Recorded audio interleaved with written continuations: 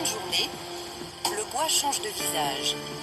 Les cyclistes et les joggeurs disparaissent. Le bois de Boulogne devient le plus grand trottoir de France. Les prostituées qui y travaillent vivent pour la plupart dans un autre quartier chaud de la capitale, Pigalle. C'est le cas de Samantha. Elle a 35 ans. Et comme tous les soirs, elle se prépare dans sa chambre d'hôtel pour aller travailler. Préparatif avant de bosser. La coiffure, la tenue, le maquillage, Samantha met un point d'honneur à être la plus belle. C'est une mise en beauté. On s'arrange la face et c'est plus vendeur quand même, une fois maquillée donc. Quand j'écoute son timbre de voix, elle a plus l'air de la voix d'un homme que celle d'une femme. Au niveau des traits faciaux, c'est un peu mitigé. Il y a quelques traits au niveau de la face qui sont similaires à ceux d'un homme. Pourquoi? J'ai l'impression que c'est un homme. Attendons un peu. Attendons un peu. Bon, on va écouter, on va voir. J'ai peur que ce soit un transgenre. Moi je me plains pas à l'origine, mais bon quand même. Le maquillage j'y arrange beaucoup aussi donc. Samantha travaille au bois de Boulogne depuis 15 ans. C'est une professionnelle. Maquillage... Non, c'est un homme. C'est un homme. C'est un homme. Ça ne fait aucun doute. Il faut dire que bon, avec l'avancée de la médecine moderne, surtout celle de la chirurgie esthétique, bien évidemment, on fait des prouesses. On fait des prouesses. Actuellement, il y a un certain courant de pensée, une certaine idéologie qui tire presque vers une forme de religion, une secte en quelque sorte, qu'on appelle le wokisme. Et dans cette idéologie, dans ce courant de pensée, il y a une certaine forme d'intersectionnalité des luttes, qui a pour objectif de défendre les minorités, quelles qu'elles soient et d'où elles viennent. Mais pour la grande majorité, c'est beaucoup plus basé en Occident. Parce que ici en Afrique, bon, si on a une gay pride, un défilé de joyeux, on va dire, parce que sur YouTube, bon, la vidéo peut se faire supprimer. Donc, on va dire un défilé de joyeux, un défilé d'hommes qui s'embrassent entre eux, un défilé d'hommes qui se déguisent en femmes, un défilé de femmes qui s'embrassent entre elles, un défilé de décérébrés qui croient qu'ils sentent des animaux, ou plusieurs trucs dans ce genre-là. Il y a aussi des drag queens, ce ne sont pas vraiment des transgenres, mais bon, ils sont entre les deux.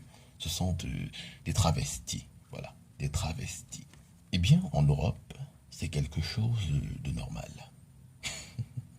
Bon, moi personnellement, ça ne me fait ni chaud ni froid.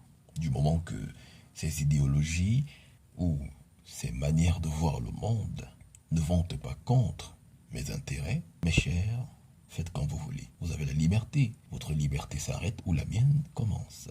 Tant que ça ne me nuit pas personnellement, je n'y vois aucun problème à cela. Il faut dire que bon, du moment qu'il ne nuit pas à la société, bon, pourquoi pas? Donc, on va dire Samantha, pourquoi pas?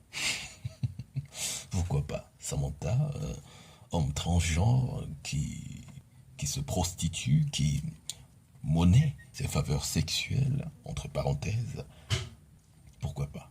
Soyons clairs. Déjà, les homosexuels, je les accepte. Je les accepte du moment où ils gardent leur penchant sexuel dans le cadre du privé. Du moment où ils n'exposent pas leur pratique sexuelle à la vue et au su de tous.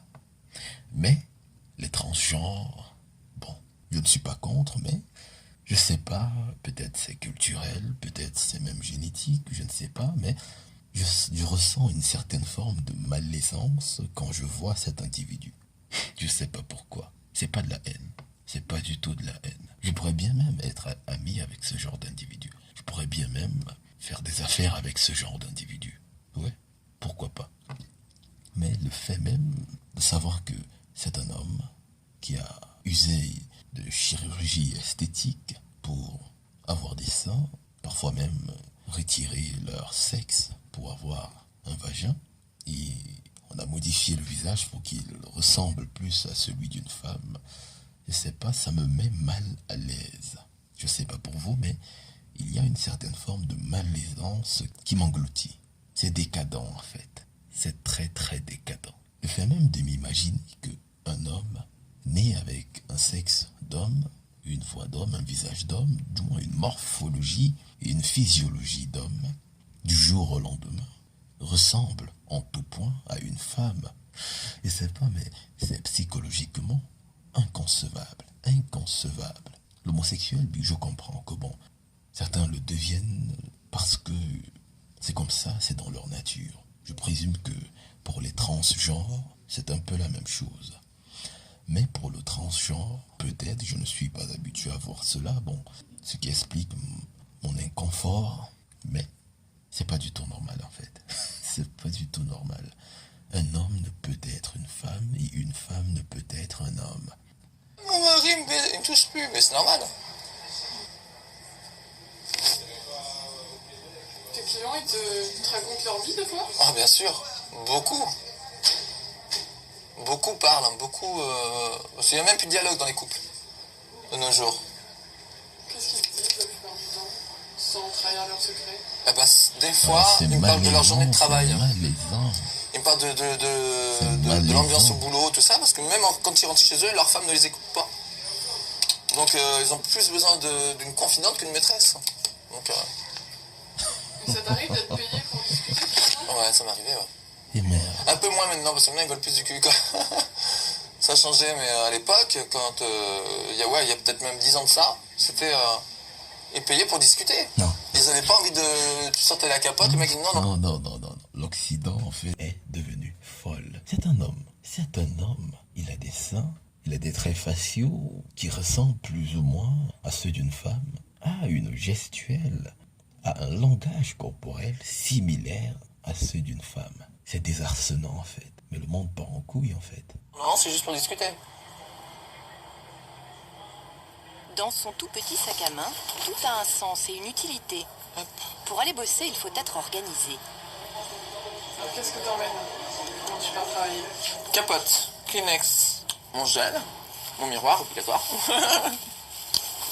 Les capotes. Refaire une beauté? Oui. Je travaille en face d'un lampadaire. Hein. Non, mais toujours. Question d'habitude. Et j'ai toute une organisation dans ce sac parce que je mets une lampe aussi. Pourquoi faire la lampe? Pour vendre dans le noir, ça me refile un faux billet. Donc... Faut vraiment penser à tout. à tout. C'est une organisation complète. Et la lime à ongles. Pour pas avoir les ongles qui accrochent les capotes. Donc si j'ai un ongle qui accroche, on sait jamais. Là, il m'a onglé sur place pour y subvenir. Hein. Voilà. Ouais? Il est 22h.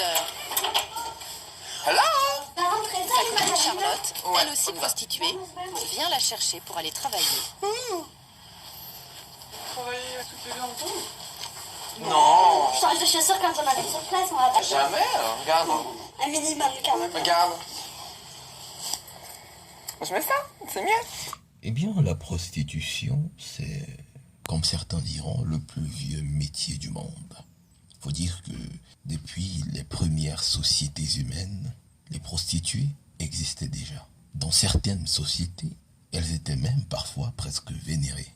D'autres étaient même utilisées parfois dans d'autres sociétés, dans les temples.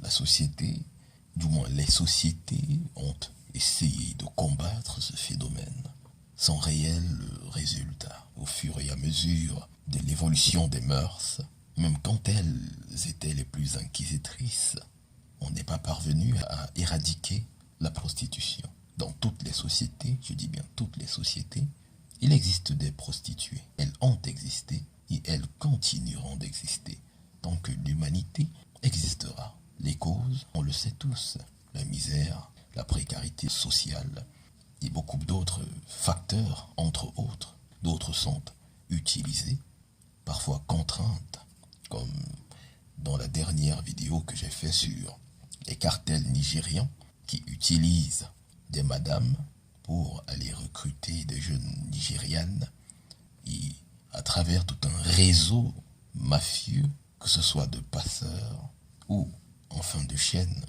de gangs bien organisés avec la sorcellerie pour garder les esprits dans une certaine forme de domination, d'entrave.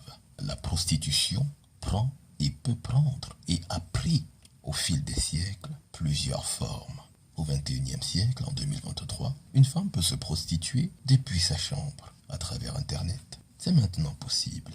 Il y a d'autres même qui n'ont pas besoin d'avoir des rapports directs avec le client. Il y a d'autres qui monnaient juste leur attention. Comme on peut le voir avec le phénomène d'OnlyFans en Europe, ça n'existe pas ici en Afrique, mais je ne doute pas qu'un jour il y aura quelqu'un qui viendra avec ce concept ici. Ça peut arriver tôt ou tard. Plus sexy. Hop, et on y va. Pigalle n'est qu'à une dizaine de minutes du bois de Boulogne. Et c'est en métro que Samantha et Charlotte partent au boulot. Au BDB, hein. Au bois de Boulogne. Ouais, même le week-end. Bon, c'est un peu plus craignos le week-end, mais bon.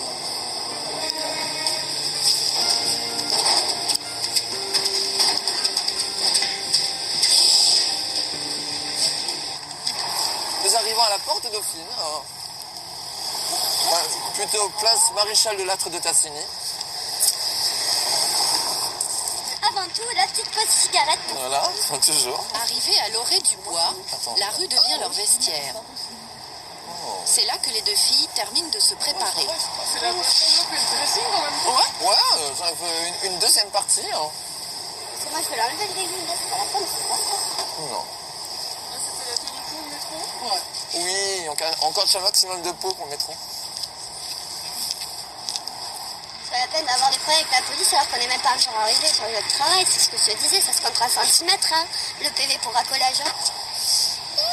Métro, pause cigarette, Samantha est une travailleuse comme tant d'autres. Avant la prostitution, elle a même connu des métiers bien différents. Je fais de la peinture, je fais de l'électricité nautique sur les bateaux en plein hiver avec du câblage comme ça. J'ai fait électricité aussi dans le bâtiment, tout plein de trucs. Donc si j'ai une maison, je pourrais faire les travaux de A à Z. Poser du carrelage, je sais tout faire. Et au final, t'es mieux dans le bois. Largement. C'est un homme à la base. Lui-même est conscient de cela. Ça va. Bon, il n'est pas empêtré dans une certaine forme de dissonance cognitive qu'on peut voir. Il faut toujours préciser cela. Un homme ne possède pas de matrice. C'est impossible. Un homme ne peut porter d'enfant. Pas le patron pour me faire chier, rien. Non. C'est vrai que ça, c'est Je fais ma vie, je suis ma propre patronne, c'est bien. Mais aujourd'hui, pour aller bosser, elle a remplacé le bleu de travail par un autre uniforme, l'habit de lumière. Je vous prévoir quand même. Alors je passe du monoeil encore. Ça scintille. Samantha devient instantanément une séductrice. Aux aguets, quand elle croise des jeunes gens, elle ne peut pas s'empêcher de les charmer. Je suis au roller. Non, il vire au vert, tu vois, elle change de couleur, regarde. Un vert, oh j'adore. Tape ta roulette. Bon, au travail. Oh voilà. La claque sur la fesse, c'est pour donner du courage. 23h, il est temps pour les filles de se séparer. Charlotte est une femme, elle reste sous les lumières de la ville. Samantha, elle, est transsexuelle. Elle travaille donc dans le bois. La prostitution obéit à des codes. Chacune son territoire. Les femmes et les travestis ou les trans ne se mélangent pas. Chaque territoire, chaque différence. Donc, ce serait pas possible. Et ça, c'est un truc qui est super réglementé entre nous, finalement. Ben, c'est mieux parce que une fille dans le bois, s'il y a problème, elle ne peut pas se défendre, donc nous on ne peut pas toujours défendre la nana. Si c'est une nana qui provoque, qui fait chier tout le monde et tout machin, on va pas passer notre temps à se castagner pour la défendre. Donc non, les filles entre elles, et nous entre nous.